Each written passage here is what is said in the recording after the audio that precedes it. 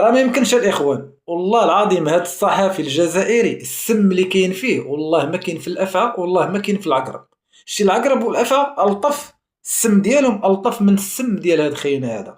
راه بزاف هاد خونا، راه ما كينشفش فمو، ما كينشفش من المغرب. نهار كامل هو المغرب المروك، المغرب المروك. لا حول ولا قوة الا بالله العلي العظيم.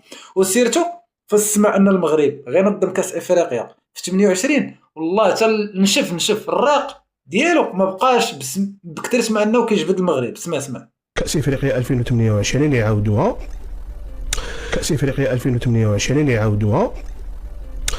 مالك على حالتك اخويا، كل لوز واحد شويه باش ترتاح وتهنا مع راساتك وتعيش مده اطول.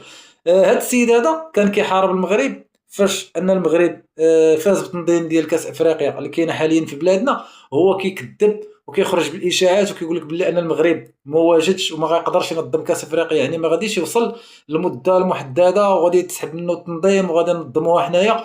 وحتى المغرب فاش وجد التيرانات وخرجهم لارض الواقع قال لك اسيدي هاد التيرانات اللي واجدين ناض كيكذب هو بلي هاد التيرانات راه ذكاء اصطناعي. وحتى فاش جا المنتخب الجزائري لهاد الدوره هادي اللي منظمه في بلادنا وتقصى لصقها في المغرب ولصقها في الكولاسه والقجع وما الى غير ذلك، زعما هاد السيد هذا والله حتى كنبوظ لي انا كيفاش كيمشي للدار وكيحط راسو على المخده وكيدي النعاس. لا حول ولا قوه الا بالله العلي العظيم.